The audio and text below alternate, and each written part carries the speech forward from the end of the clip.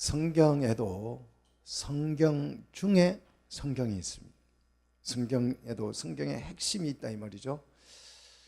일명 황금률이라 그러죠. 황금률. 이 황금률이라고 하는 말은 이 황금처럼 정말 말씀 중에서도 귀한 말씀이다 이 뜻이에요. 자, 이것은 제가 이렇게 주장하는 것이 아니고 저 어떤 가치 목회 철학에 의해서 강조하는 것이 아니고 예수님이 그렇게 말씀하셨어요. 우리 한번 성경을 같이 읽어봅시다. 마태복음 7장 12절입니다.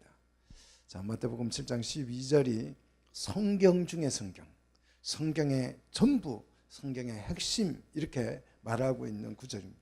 이 구절만 알면 여러분이 성경을 다 아는 것과 같아요. 자, 성경 중에 성경이 뭔지 마태복음 7장 22절 같이 읽습니다. 그러므로 무엇이든지 남에게 대접을 받고자 하는 대로 너희도 남을 대접하라. 이것이 율법이요 선지자니라. 할렐루야. 자, 성경은요 크게 율법서와 선지서로 구성이 되어 있어요. 자, 성경은 전체를 보면 율법서가 있고 선지서가 있어요. 예, 법으로 주신 말씀이 있고 예언으로 주신 말씀이 있다 이거죠. 자, 이게 성경의 전부예요. 성경은 전부 율법서이거나 선지서입니다. 자, 그러면 이것이 율법이고 이것이 선지자라는 이 말씀은 이것이야말로 성경의 전부다라는 뜻이에요. 성경 전체다. 자, 어떻게 남에게 대접을 받고 싶은 대로 남을 대접하는 것이 성경의 전부일까? 조금 궁금하죠, 그죠? 이 대접하는 거하고 성경이 무슨 관계가 있는가 하는 거죠. 얼른 생각을 해보면 대접하는 일과 성경은 크게 관련이 없어 보여요. 성경에는 이 구절보다도 더 감동적인 그런 구절들이 많이 있습니다. 일명 너희 내 이웃을 내 몸처럼 사랑하라. 오리를 가고자 하거든 십리까지 동행해라. 오른손이 하는 것을 왼손이 모르게 하라. 정말 이런 말씀들은 그냥 가만히 읽기만 해도 주옥 같잖아요. 이 외에도 정말 많은 감동을 주는 성경 구절들이 정말 은혜 받는 성경 구절이 얼마나 많습니까? 이런 주옥 같은 말씀들을 다 제쳐두고 대접하라는 이 말씀, 대접하라는 이 말씀을 성경의 핵심이다, 성경의 전부다 이렇게 말씀하신 예수님의 이 말씀에 이해가 되십니까? 아니면 정말 이게 성경의 전부야 이렇게 동의가 되십니까? 성경에는 정말 무게가 나가는 핵심어들이 많잖아요. 우리가 정말 성경하면 성경에서 말하고자 하는 핵심적인 거 뭐가 있습니까? 구원이잖아요. 그래서 우리가 전도할 때 다른 말 다 제쳐두고 뭐라고 얘기합니까? 예수 믿고 구원 받으세요. 이게 우리 전도 메시지잖아요. 또 예수 믿고 복 받으세요. 이 축복이라는 거. 또 예수 믿고 어디 가세요? 천당 가세요. 이렇게 천국이라는 개념, 또 영생이라는 개념, 하나님께 영광을 돌려야 한다는 이 영광의 개념, 또 복음을 전하는 전도의 개념, 선교의 개념, 정말 이뿐만 아니라 사랑, 또 믿음, 소망, 얼마나 귀한 핵심 언어들이 정말 수를 헤아릴 수 없을 만큼 많이 있잖아요. 이런 핵심 언어들이 있음에도 불구하고 대접하라는 이 말씀이 성경 중에 성경이라고 표현한 의미가 뭐냐 하는 거예요. 이런 말씀들이 약간은 좀 궁금해져야 합니다. 자, 이것이 율법이고 이것이 선지서다라고 이렇게 말씀하실 때에 그 예수님의 말씀을 들으면서 도대체 대접하는 것이 뭐길래 이렇게 예수님이 이 대접하라는 말을 강조하는가? 왜 그런가? 이게 좀 궁금해져야 돼요. 자, 왜 그런지 오늘 우리 함께 본문을 한번 눈여겨 보기를 원합니다. 자, 오늘 본문 11장 13장 히브리서 13장으로 넘어가셨어요. 1절을 한번 보십시오. 1절을 보시면 이게 다 설명이 쭉 될 거예요. 1절을 보시면 형제 사랑하기를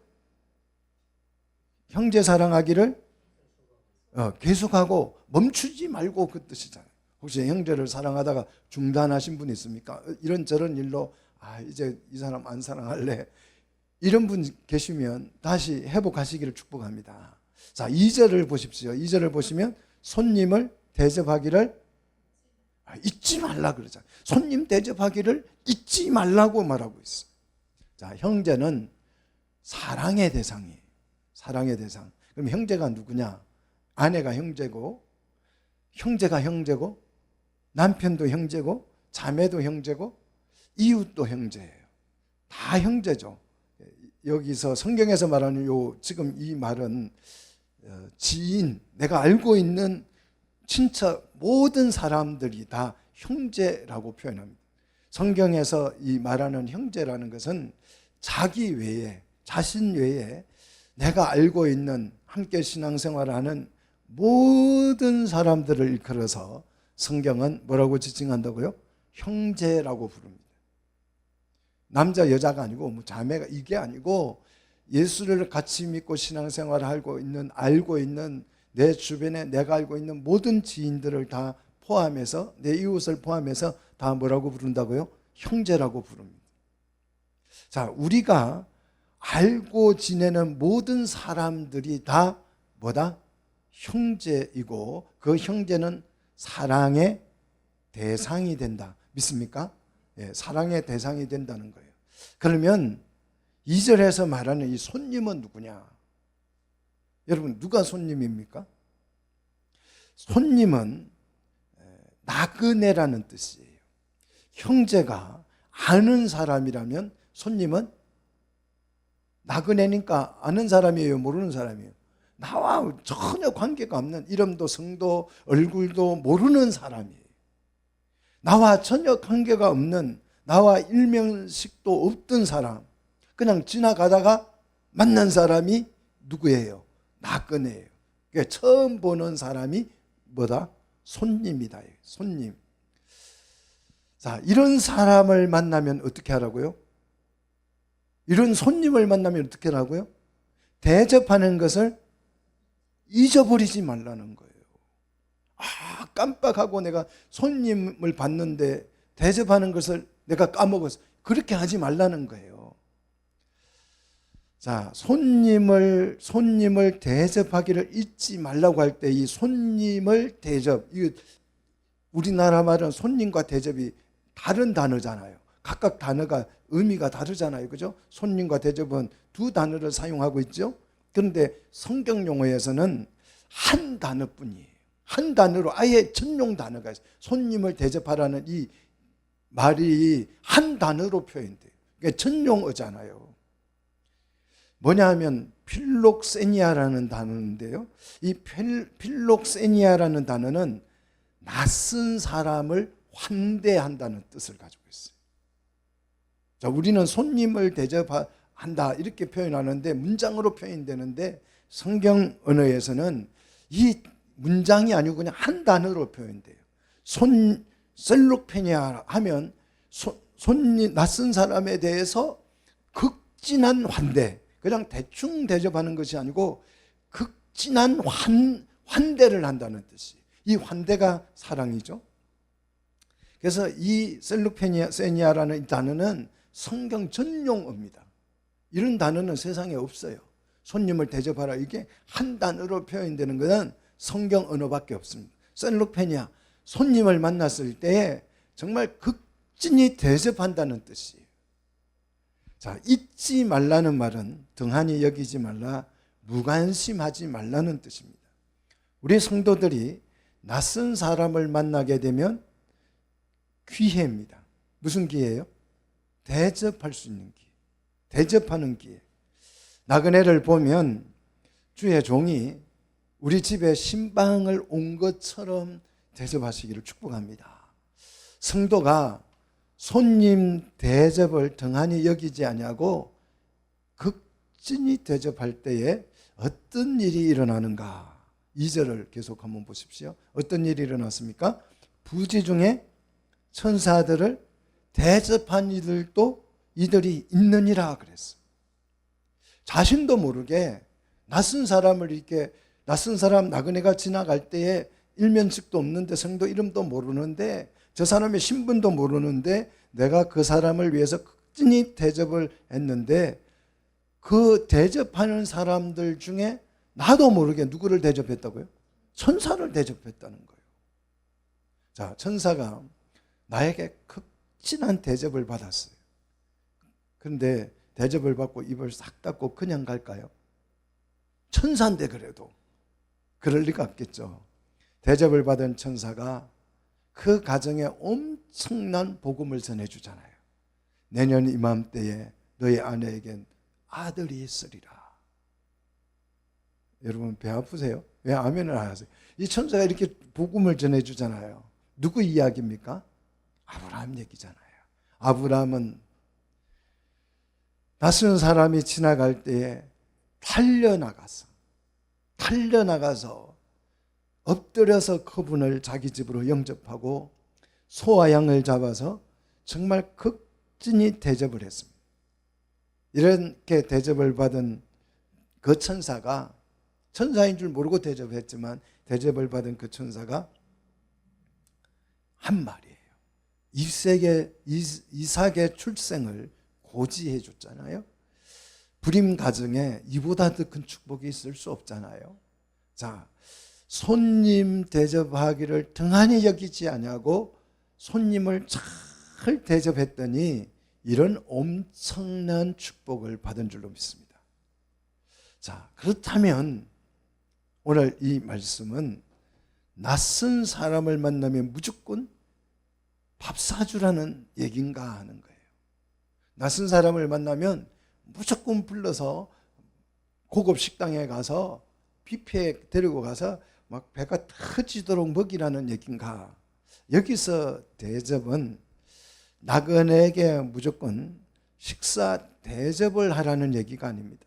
제가 목회를 하면서 정말 안타까운 것은 우리 성도들이나 설교자들이 성경을 끝까지 읽지 않고 그 구절, 마음에 드는 구절 부분만 읽고 은혜를 받았다고 이야기하거나 설교를 한다는 사실입니다. 만약 제가 오늘 이 성경을 9절까지 읽지 않고 오늘 본문만 읽었다면 오늘 설교의 주제는 여러분 낯선 사람을 만나면 무조건 식당 모시고 가서 정말 귀하게 대접을 하십시오. 그래 하면 천사 축복을 받을 것입니다. 이렇게 설교를 했을 것입니다. 성경이 말하는 이 손님을 대접하라는 이 말은 음식을 대접하라는 뜻이 아니에요. 오늘 9절을 읽어보면 이제 답이 나오죠. 9절 한번 보십시오. 자, 9절을 보시면 여러 가지 다른 교훈에 끌리지 말라 그럽니다. 성경은 늘 이 말씀을 무엇과 동일시 여깁니까? 양식, 음식과 동일시 여깁니다. 그죠? 성경은 음식과 말씀을 같은 의미로 표현을 해요. 그래서 말씀이 곧 뭐다? 하늘의 만나로 표현되잖아요. 예수님도 말씀을 뭐라고 표현했어요? 생명의 떡이라 이렇게 표현했잖아요. 자, 여러 가지 교훈은 뭐냐? 말씀 위에 수많은 교훈들을 말합니다. 이 세상에는 정말 많은 성경 외에 많은 교훈들이 있습니다. 공자의 사서상경부터 시작해가지고 뭐 부처의 그냥 뭐 반야신경 무슨 신경 얼마나 많은 교훈들이 있습니다. 뭐 정말 철학 책들도 많은 교훈들을 담고 있죠. 그리고 서점에 가서 보면 뭐 영혼의 비타민, 내 영혼을 살찌게 나를 살게 하는 거, 뭐 나를 행복하게 만들어주는 어마어마한 교훈들이 있고 나를 그 서점에 가서 책을 보시면 책 제목만 봐도 다 성공할 것 같아요. 전부 다 나를 성공시켜주고 어떻게 해주고 하는 그런 이론들이 어마어마하게 많이 있습니다. 우리 성도들은 이런 여러 가지 교훈에 미혹되지 말라는 것이. 자, 교훈들은 나를 행복하게 해준다, 나의 삶을 풍성하게 해준다, 나의 생명을 더해준다, 뭐 건강하게 해준다, 장수하게 해준다. 정말 많은 그런 교훈들이 있지만 그런 교훈들의 마음을 뺏기지 말라는 거예요. 미혹되는 것은 뺏기는 거잖아요. 그런 교훈에 여러분 현혹되지 말라고 말합니다. 대신에 자, 어떻게 하라고 합니까? 마음은 9절 보십시오. 마음은 뭐로서? 은혜로서 어떻게 된다고요? 굳게 함이 어떠하다? 아름답다, 좋다 이 뜻이. 마음은 음식으로 굳게 되는 것이 아니고 뭐로? 은혜로. 그래서 음식으로서 할 것이 아니니 그랬어요. 여기서 음식은 세상의 많은 교훈들을 말해요. 세상의 많은 교훈들로 여러분의 마음을 힘을 얻고 위로받고 오늘 영화를 봤더니 정말 위로가 되네. 그렇게 하지 말라는 거예요. 무슨 책을 읽었더니 내가 성공할 수 있는 자신감이 생겨. 그렇게 하지 말라는 거예요. 우리 마음은 뭐로? 은혜로 굳게 함이 아름답다, 좋다, 최고다 이 뜻이죠. 마음은 은혜로 굳게 해야 강력해지는 줄로 믿습니다. 우리의 신앙을 지키기 위하여서 마음을 확고하게 세우려면 뭐가 필요하다는 거예요? 음식이 아니고 뭐가 필요하다? 은혜가 필요하다. 은혜가 여러분 오늘 이 시간에 정말 왕창 임하기를 축복합니다. 자, 오직 은혜만이 마음을 견고하게 하여서 그리스도와 완벽하게 결합시켜 뭐가 되게 만듭니까? 교회가 되게 만드는 것입니다. 같이 밥 먹는다고 교회가 되는 것이 아니에요. 같은 밥을 먹는다고 한 교회가 되는 것이 아닙니다. 9절을 계속해서 보십시오. 음식으로 말미암아 행한 자는 유익을 얻지 못해요. 아무런 교회를 이루어 가는데 아무런 유익이 없다 이거예요. 음식은 우리의 마음을 견고하게 확고하게 만들지도 못하고 그렇다는 거예요. 그러니까 대접을 잘한다고 성도가 한 교회가 되는 것이 아닙니다. 견고해지는 것이 아니에요. 우리의 마음이 확고해지는 것이 아닙니다. 성도와 성도의 마음이 무엇으로 결합되어야 합니까? 밥 같이 먹는다고요? 같은 동호회에 있다고요? 같은 교회를 다닌다고요? 같은 여전대 회원이고 남전대 회원이라고요? 그런 걸로 우리의 마음이 결합되지 않습니다. 성도의 마음을 결합시키는 것은 오직 뭐다? 은혜뿐입니다. 믿습니까? 우리 사이에 뭐가 있어야 돼요? 은혜가 있어야 돼요. 자, 가족은 한 솥밥을 먹음으로써 식구가 되죠. 그죠? 한 솥밥을 먹음으로써 식구가 되고. 그러나 교회는 한 솥밥을 먹는다고 식구가 교회가 되는 것은 아니에요. 성도는 한 솥밥 먹는다고 교회가 되는 것이 아닙니다. 밥이 아니라 같은 말씀을 먹고 같은 은혜를 받음으로써 우리는 한 교회로 결합될 줄로 믿습니다. 음식이 아니라 말씀을 통해서 우리에게 주어지는 뭘요? 은혜를 받아야 우리가 뭐가 돼요? 교회가 된다니까요. 그래서 오늘 말씀은 음식 접대를 잘하는 뜻이 아니에요. 얼른 보면 손님을 대접하라 그러니까 음식 대접을 해야 되는 건 줄로 착각할 수 있지만 음식 대접하는 게 무슨 성경이고 성경의 핵심이겠어요? 아니잖아요.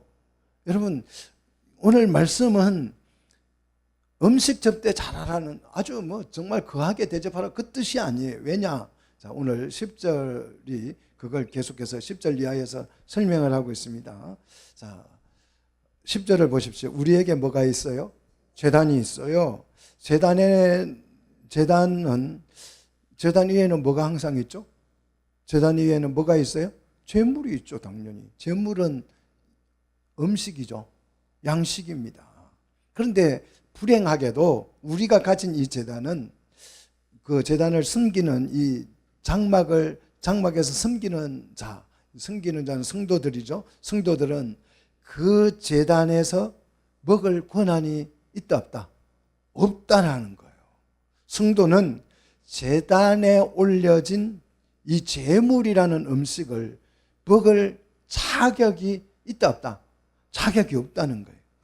성도는 제단 위에 올려진 그 번제물을 먹을 권한이 왜 없는가 하는 거예요. 내가 드린 건데 왜 내가 거기에 먹을 권한이 없는가? 그 이유를 11절에서 설명을 해줍니다.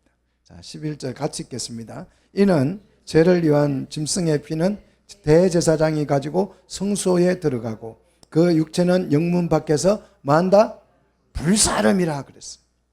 자, 제단에 내가 번제물을 드렸어요. 드렸는데 드리고 나면 이제 그거 먹어야 되잖아요. 근데 우리는 먹을 권한이 있어요, 없어요? 먹을 권한이 없어요. 왜 없냐? 피는 제물의 피는 대제사장이 그 피를 가지고 어디로 선지국 끓여 먹는 게 아니고 어떻게 한다고요? 성소로 가지고 들어가고 육체 육체는 살이죠. 짐승의 살은 어떻게 한다고요? 영문 밖에 가서 불살라 버린다는 거예요. 그러니까 먹고 싶어도 먹을 수가 있다 없다? 없다는 거예요. 이게 성경이 말하는 제사와 세상이 말하는 제사가 다른 거죠. 세상의 제사는 어떻게 합니까? 제사상 크게 차려놓고 누가 먹어요? 차린 자기들이 다 나눠 먹어요. 그래서 세상의 제사는 제사를 지내는 그 어떤 귀신에게 관심이 있어요, 없어요? 막 귀신의 성품이 어떨까? 귀신이 잘생겼을까? 영화로울까? 아름다울까? 이런 생각을 합니까? 안 합니까? 안 해요. 그냥 아주 거하게 지극정성으로 차리기는 차려. 누구를 위해서요? 귀신을 위해서 차린대요. 그런데 먹기는 누가 먹어요? 본인들이 먹어요. 그래서 이 많은 세상 제사를 지내는 사람들은 관심이 어디에 있어요?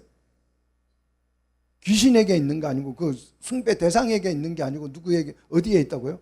상다리가 부러지도록 차려진 제밥에 관심이 있어요. 제밥에 관심이 있습니다. 자, 불교의 성녀들은 뭐 49제를 지낸다 그러잖아요. 49제. 사람이 죽으면 49제. 자기들 이론에 따르면 그런다고 그래요. 사람이 죽으면 49일 동안 이 세상을 떠돈대요. 극락에 못 가고. 그래서 49제를 이제 드려주면 극락에 간다는 거죠. 예. 그런데 이 성녀들의 제사는 이 제밥이라 그래요. 자, 이거 그냥 귀신에게 드리는 제사상은 제밥이라 그러고 성녀들이 드리는 그 제물은 제밥이라 그럽니다. 제밥. 달라요. 이 성녀들은 49제에 그 죽어서 떠돈다는 그 영혼에 관심이 있는 게 아니고 어디에 관심이 있다고요? 제밥에 관심이 있다. 제밥에. 제물을 우리가 먹지 않으려면 왜 소를 잡고 양을 잡는가? 우리 성경에서 제물을 우리가 먹지 않을 거면 왜 소를 잡고 양을 잡느냐 이거예요. 이것을 이해하려면 이 제물의 본질이 이해되어야 합니다.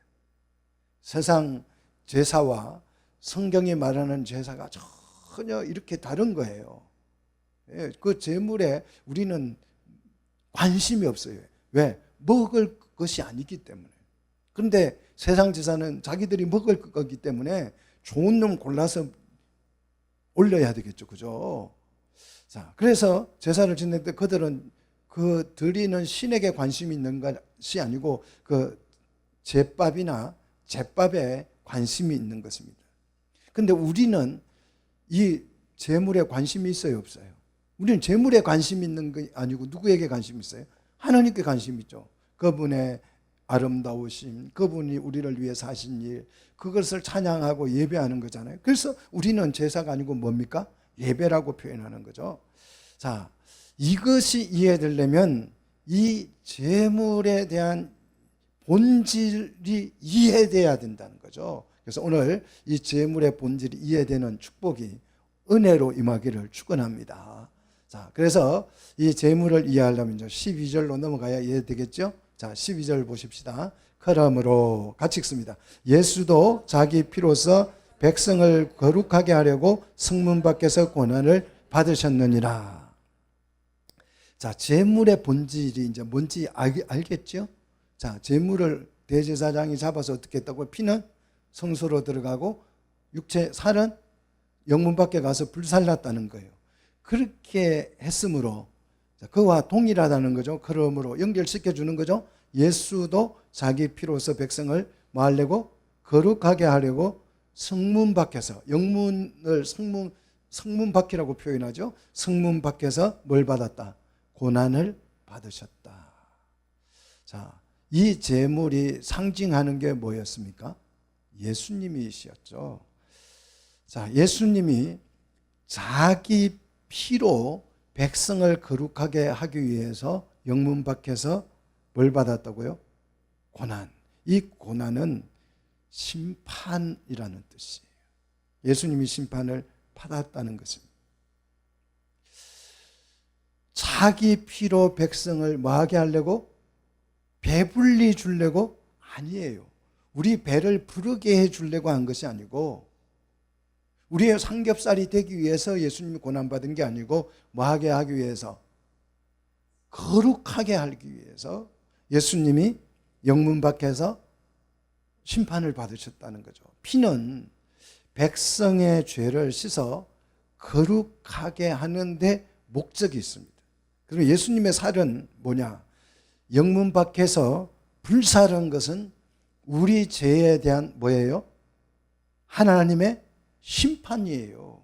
내가 받아야 되는데 누가 그 심판을 받았습니까? 우리 예수님이 받은 거예요. 그러므로 예수님이 우리 대신 영문 밖에서 십자가에 못 박혀 고난당하셨다고 하는데, 고난은 사실 약한 표현입니다. 하나님의 뭘 받은 거예요? 심판을, 진노의 심판을 우리 주님이 받으신 것입니다. 이 결과 예수 십자가의 그 사건으로 우리 죄가 어떻게 됐어요? 용서되어서 우리가 뭐가 됐습니까? 거룩해진 것이에요. 법정 용어로는 어렵게 된 것입니다. 자, 종교 용어로는 거룩하게 됐다고 표현하고 법정 용어로는 어렵게 된 것입니다. 예수 그리스도의 보혈이 우리의 죄를 씻어 거룩하게 된 줄로 믿습니다. 십자가의 사건으로 우리 죄가 어떻게 됐어요? 용서되어지고 거룩하게 된 것이에요. 이것이 영문 밖에서 예수님이 십자가에 못 박혀 죽으신 십자가 사건이에요. 성경이 우리에게 말하고자 하는 것은 음식이 우리를 살리는 것이 아니고, 음식이 우리를 강건하게 만드는 것이 아니고, 좋은 음식을 먹는다고 영생하는 것이 아니고, 세상 사람들은 좋은 거 먹으면 불로장생하는 줄 알아요. 그래서 불로초를 세상에서 추구하지만, 우리를 진짜 살리는 것은 음식이 아니라 누구다? 예수 그리스도시다. 우리를 살게 하는 분은 오직 예수 그리스도 뿐인 줄 믿으시기를 축복합니다. 이것이 복음이에요. 예수님만이 생명의 떡이시고 영생하게 하는 양식이 되는 줄로 믿습니다. 이 양식이 우리를 강하게 할 줄로 믿습니다.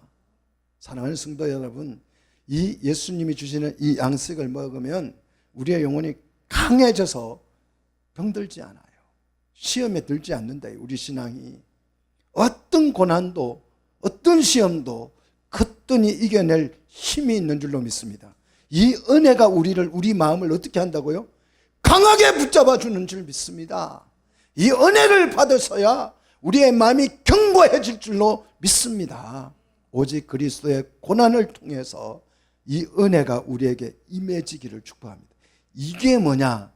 주님이 우리를 대접하는 것입니다. 이 말이 주님이 나를 대접한다는 말이 정말 이해가 안 될 것이에요. 자, 천천히 우리가 성경을 보면서 이 의미를 제가 오늘 소상히 설명을 해드리도록 하겠습니다. 예수님도 우리를 정말 극진히 대접을 하셨습니다. 혹시 이런 말을 하면 주님이 나에게 무슨 대접을 해줬다고 이런 생각을 한다면 신앙을 잘 점검해 보시기를 바랍니다. 내가 예수님을 대접한 적은 있지만 예수님이 나를 대접한 적은 내가 예수님에게 대접을 받아본 적이 있던가 이런 생각이 드신다면 여러분 좀 말씀을 다시 열고 다시 신앙생활을 해보는 것이 좋습니다. 정말 예수님이 나를 얼마나 극진히 대접했는지 이게 정말 깨달아지지 않는다면 우리 예배가 무의미한 거예요. 대접도 주님이 나를 극진히 대접해 주니까 너무 좋아서 여러분 밥 사주면 좋지요. 그렇잖아요. 밥 사주면 좋잖아요. 그래서 주님이 나를 대접해 주니까 내가 주님께 뭐 하는 거예요? 찬양하고 예배하는 거죠. 아무 대접도 받지도 않고 해주는 것도 없는데 뭐가 주님이 좋다고 그렇게 대접을 하겠어요. 내가 너희의 조물주다. 너를 무조건 따르라. 이거는 독재잖아요. 독재도 이런 독재가 없잖아요. 그러면 우리가 뭐 김일성을 숭배하는 것과 북한 주민들이 김일성을 숭배하는 것과 내가 조물주니 너희들이 나를 무조건 경배해야 돼. 그 귀신하고 다를 게 뭐가 있어요? 예수님은 우리를 극진히 대접해 준 줄로 믿습니다. 예수님은 나는 예수님께 대접받은 적이 없는데요. 이런 사람들은 요한복음 13장 8절을 여러분이 한번 읽어보십시오. 예수님이 이렇게 말합니다. 그런 사람에게 너하고 나는 별로 상관이 없는 사람이네. 관계가 없으니까 주님이 우리를 대접 안 해주는 거예요. 관계가 있으면 주님은 오늘 또 우리를 대접하는 줄로 믿습니다. 내가 예수님을 대접하는 것보다 예수님이 나를 대접해 준 것이 훨씬 더 많습니다. 이것을 깨닫게 되면 여러분 입에서 찬양이 나올 줄로 믿습니다. 정말 산 예배를 드리게 되는 신앙이 막 살아날 줄로 믿습니다. 우리는 매주 우리 예수님께 극진한 대접을 받고 있습니다. 자, 예수님은 우리를 매주 초대해서 극진한 만찬으로 우리를 대접하는데요. 우리 마태복음 26장 26절을 한번 보십시다. 어떻게 대접하는지. 주님의 대접을 오늘 한번 극진히 받아보십시오. 여러분의 입에서 찬양이 멈추지 않을 줄로 믿습니다. 자, 마태복음 26장 26절. 자, 예수께서 벌 가지시고 떡을 가지사 그것을 떼어서 누구에게? 제자들에게 주며 받아서 어떻게 하라? 먹으라. 자, 이것은 뭐다? 내 몸이다. 이렇게 몸을 주어서 주님이 우리를 뭐합니까? 대접하고 있죠. 대접하고. 27절. 잔을 가지고 그들에게 주시며 너희가 다 이것을 마시라. 28절. 자, 같이 읽습니다. 이것은 죄 사함을 얻게 하려고 많은 사람을 위하여 흘리는 바 나의 피 곧 언약의 피니라. 자, 피를 주면서 마시라는 거예요. 이것은 많은 사람을 위하여 흘리는 바 나의 피다. 언약의 피다라고 말합니다. 자, 요한복음으로 넘어가서요. 6장 55절. 자, 6장 55절. 또 예수님은 이렇게 말합니다. 자, 요한복음 6장 55절. 같이 읽습니다. 내 살은 참된 양식이요 내 피는 참된 음료로다. 주님이 살을 참된 양식으로 우리에게 주셔서 대접하는 줄 믿습니다. 당신의 피를 음료로 주어서 우리를 살게 하는 줄로 믿습니다. 자, 6장 54절. 자, 6장 54절 요한복음이에요. 6장 54절 같이 읽습니다. 내 살을 먹고 내 피를 마시는 자는 영생을 가졌고 마지막 날에 내가 그를 다시 살리리니. 할렐루야. 내 살을 먹고 내 피를 마시는 자는 뭘 가졌다고요? 뭘 가졌다고요? 영생을 가졌다는 거예요. 주님이 대접해 주는 이 살과 피를 먹고 우리는 뭘 가지고 있습니까? 뭘 얻었습니까? 영생을 이미 품고 있는 줄로 믿습니다. 이 영생을 품고 죽었기 때문에 죽어도 살고 살아서 믿는 자는 이 영생이 사라지지 않는 거예요. 영원히 사는 줄로 믿습니다. 그래서 마지막 날에 이 영생이 싹이 트게 할 줄로 믿습니다. 6장 56절 같이 읽겠습니다. 6장 56절 내 살을 먹고 내 피를 마시는 자는 내 안에 거하고 나도 그 안에 거하나니 주님과 더불어서 한 몸이 되어서 영원한 삶을 살게 된다는 거죠.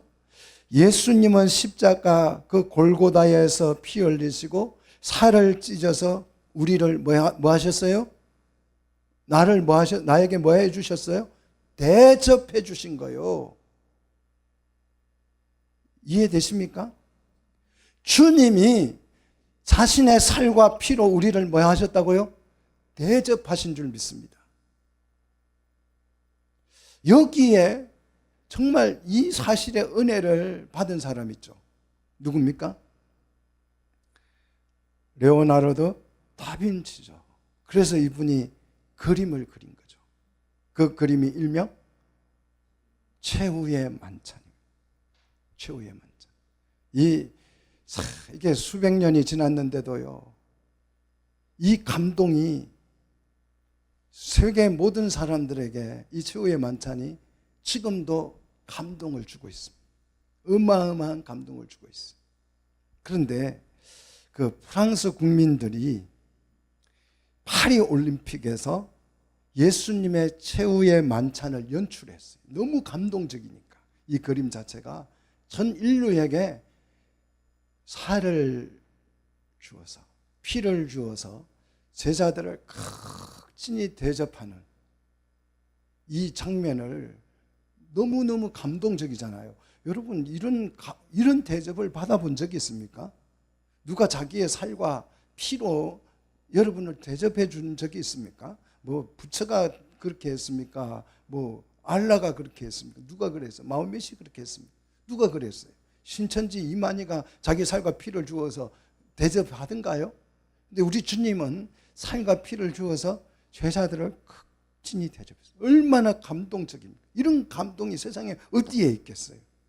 그래서 레오나르도 다빈치가 이 그림을 그린 이 그림 최후 만찬이 뭐 수백 년이 지난 지금까지도 우리에게 어마어마한 감동을 주는데, 프랑스 국민들이 이 감동을 재현한 거죠.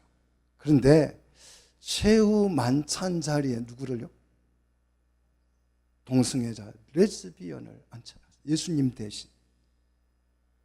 말이 레즈비언이지 창녀입니다.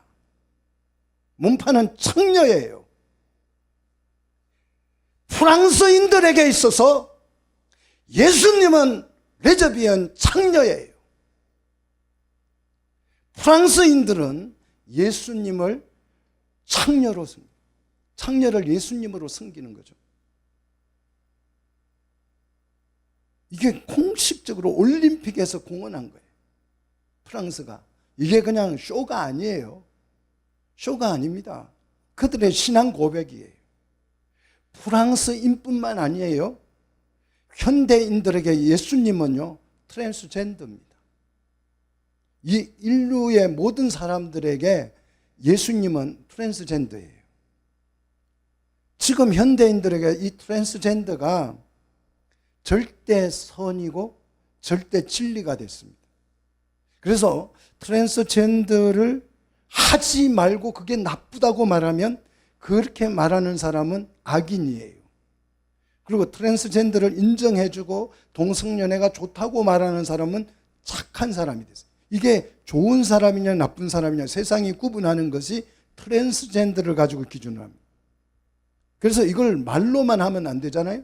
그래서 법을 만들어서 트랜스젠더를 비난하거나 욕하거나 모욕하거나 창렬하고 말하거나 이렇게 설교를 하면 어떻게 하라고요? 처벌을 하자는 거예요.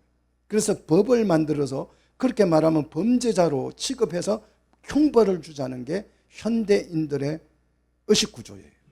그래서 이게 옳으냐 그러냐, 너가 좋은 사람이냐 나쁜 사람이냐는 트랜스젠더가 기준이에요. 예수님은 진리요, 길이요, 진리요, 생명이요. 절대 진리 기준이잖아요. 우리의 신앙은 예수님이 선과 악의 기준이 되는데 세상은 예수님 대신 뭘 선택한 거예요? 트랜스젠더를 선택한 거예요. 동성연애자가 옳으냐 그러냐 기준이 된다 이거죠. 프랑스인들은 올림픽을 통해서 피 흘려 우리를 구원하신 예수님을 버리고 예수님 대신에 이 에이즈를 전염시켜서 우리를 죽게 하는 그 창녀, 레즈비언, 게이, 트랜스젠더를 예수님으로 추대한 것입니다. 그것도 어디에서요? 올림픽에서 온 세계에 공식적으로 선언한 것입니다. 차라리 이 나라가 저는 이 세상에 없었더라면 그 몽골의 칭기스칸에게 짓밟혀서 이 나라가 차라리 망하고 없었더라면 저는 더 나았을 뻔했다라는 생각. 이 나라가 앞으로 어찌 될지 여러분 한번 주목해 보시면 큰 교훈을 얻게 될 것입니다. 예수님이 매주 우리에게 우리를 무엇으로 대접했습니까? 살과 피로, 하늘의 만나, 말씀으로. 예수님의 살과 피는 말씀 자체입니다. 말씀으로 주님이 성육신을 입고 오신 줄로 믿습니다. 자, 대접이란 음식이 아니라 뭘 의미한다고요? 말씀을 의미하는 거예요. 우리가 예수님께 극진한 대접을 이렇게 받았다면 레오나르도 다빈치가 감격해서 이걸 그리지 않을 수가 없었어. 그 대접을 그리지 않을 수 너무 감동해서 살과 피를 주어서 대접하신 유일하신 우리 주님 그분을 그림으로 남긴 것처럼 우리가 이런 대접을 받았습니다. 이런 대접을 받았다면 어떻게 우리가 가만히 있겠어요? 그래서 오늘 성경 저자는 이렇게 소리칩니다. 13절 우리도 영문 밖으로 그에게 나가자 소리칩니다. 우리도 영문 밖으로 그에게 나가자. 무슨 뜻이에요? 우리도 예수님의 삶의 방식을 따르자 이 뜻이잖아요. 그런데 이러한 삶을 살 때 우리가 기억해야 될 게 있어요. 14절 우리가 여기에는 영구한 도성이 없으므로 이 세상에는 함께 먹고 마실 만한 그런 공간이 없다는 뜻이죠. 그러므로 어떻게 해야 합니까? 우리는 장차 올 것을 찾아야 된다는 거예요. 먹고 마실 공간을 찾아야 된다는 거예요. 장차 올 것, 이게 뭐예요? 천국이라고 말하죠. 장차 미래에 우리에게로 올 뭐예요? 나라를 말하는 것입니다.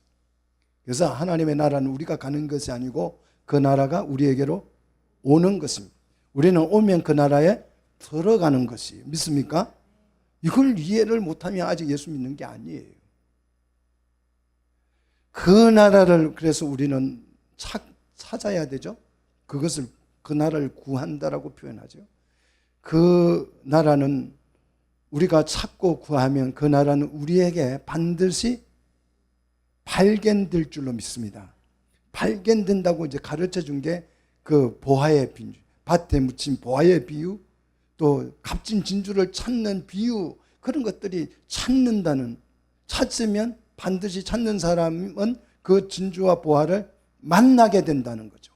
주님이 우리에게 오는 이 나라는 우리가 찾으면 다 발견되어질 줄로 믿습니다. 성도는 매주 주님과 함께 먹고 마실 주거 공간을 찾는 것이에요. 이것이 성전이죠. 성전입니다. 신약에서는 이것을 교회라고 부릅니다. 우리는 매주 성전에서 주님과 더불어서 먹고 마십니다. 자, 계시록 3장 20절 주의 음성을 듣고 문을 열면 어떤 일이 일어납니까? 자, 3장 20절 계시록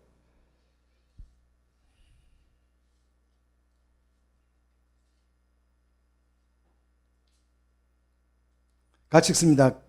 내가 그에게로 들어가 그와 더불어 먹고 그는 나와 더불어 먹으리라. 이게 뭐라고요? 이게 교회라고요. 교회는 예수님의 살과 피를 함께 먹고 마시는 공간이에요.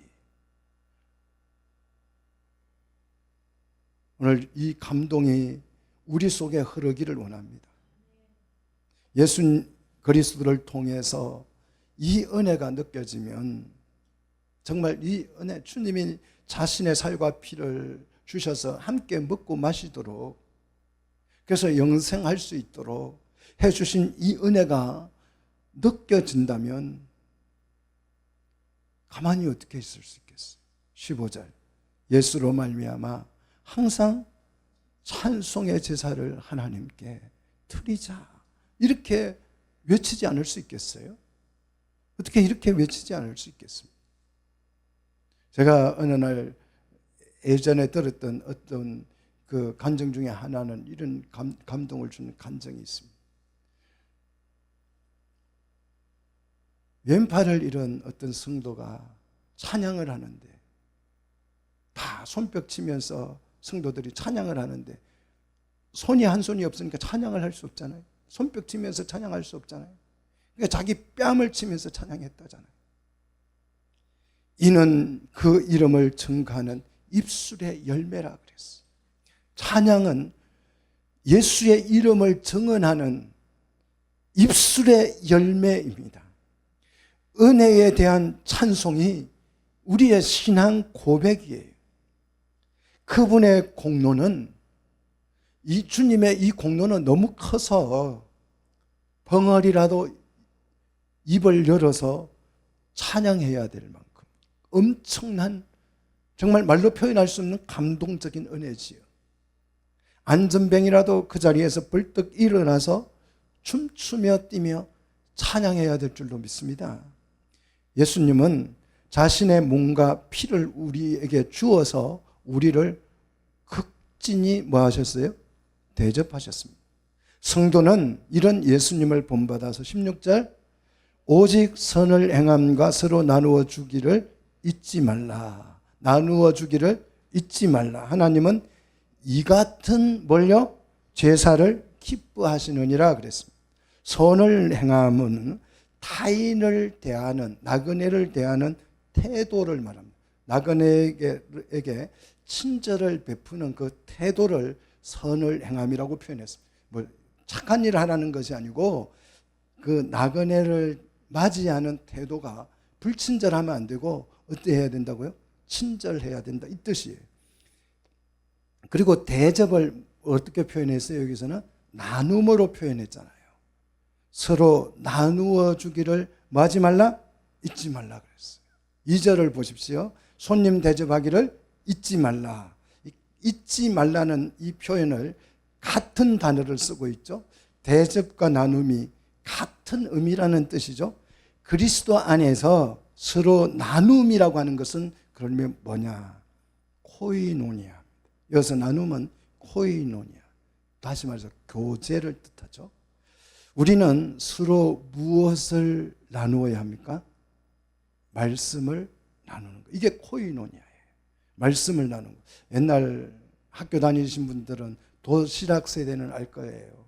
어머니가 반찬을 아들에게 싸주면 학교 가서 보면 각기 반찬이 달라요. 그렇잖아요. 어떤 애는 계란, 어떤 애는 김치, 어떤 애는 멸치, 어떤 애는 뭐 햄, 어떤 애는 오징어, 뭐 이런 거 각기 다르잖아요. 그러면 학생들이 둘러앉아서 도시락 다 까서 반찬을 어떻게 해요? 나누어 먹잖아요. 그러면 이제 멸치도 먹어볼 수 있고 햄도 먹을 수 있고 그 계란도 같이 먹을 수 있잖아요. 나누어 먹으면. 이 나누어 먹는 것이 코이노니아. 도시락을 함께 먹는 것처럼 우리 성도들은 뭘 먹어야 돼요? 함께 말씀을 나누는 것입니다. 이게 코이노니아, 교제입니다. 우리 말씀의 교제를 통하여서 한 교회가 되기를 소원합니다. 말씀은 예수님의 피와 살로 구성이 되어져 있습니다. 예수님의 피는 죄를 사하여서 우리에게 생명을 줍니다. 예수님의 살은 제사함 받은 성도가 살 수 있도록 뭘 공급해줘요? 힘을 공급해줘요. 에너지를 공급해줘요. 그래서 살과 피가 있어야 되죠. 자, 우리가 어떻게 살 것인가? 우리는 어떻게 살 것인가?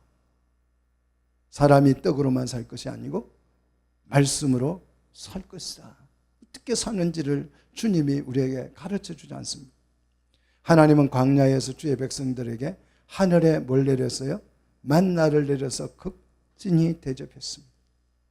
우리 예수님은 광야에서 5,000명의 군중들을 뭘로 대접했어요? 오병이어로 극진히 대접했습니다. 이런 말씀의 나눔을 하나님은 뭐로 여겨요? 제사와 동일시 여긴다는 거예요. 16절 하반절에 하나님은 이 같은 이 나눔을, 제사를 나누는 그 제사를 뭐라고? 기뻐하신다. 엄청난 말씀이잖아요. 나눔이 무엇인지를 알아야 합니다. 이 나눔이 아버지의 생명을 우리에게 나누어 주신 것인 줄 믿습니다. 그래서 우리가 그 아버지의 생명이 영원하기 때문에 우리가 그 생명을 먹음으로, 나누어 먹음으로써 영생을 얻는 줄로 믿습니다. 말씀의 교제를 나누는 것입니다. 이것이 뭐다? 하나님이 기뻐하는 뭐다? 제사다. 그래서 여러분 교회에 오셔서 하나님 앞에 기도하는 것은 개인적으로 하시고, 웬만하면 교회에 오셔서 말씀을 충분히 성도와 나누시기를 축원합니다. 말씀의 은혜가 다르잖아요. 도시락 반찬이 다른 것처럼 은혜가 다 다른데 그냥 내 혼자 은혜 받은 거 그냥 꼭 가지고 꽁꽁 잊지 말고 그 은혜를 나누는 것이, 이게 교회고, 이게 뭐다? 하나님이 기뻐하시는 제사다, 이렇게 말하잖아요. 오늘 또 우리는 이 자리에서 지금 말씀을 나누고 있습니다. 말씀으로 서로를 대접하기를 축복합니다. 여러분, 대접받는다는 느낌이 드셔야 돼요.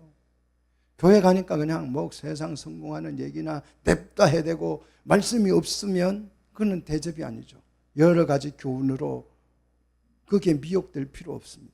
말씀의 이 대접이 정말 풍성하게, 하나님의 말씀이 이렇게 귀한 말씀을, 달고 오묘한 말씀을 베풀어 주신, 하나님이 살과 피를 주어서 나를 대접해 주구나. 그래서 나도 이 말씀을 서로 풍성하게 나누는 것이 뭐다? 하나님이 기뻐하시는 제사다, 예배다. 매주 말씀으로 여러분 서로를 대접하여서 하나님이 기뻐하시는 제사를 드리는 우리 성도들이 되시기를 주의 이름으로 축복합니다.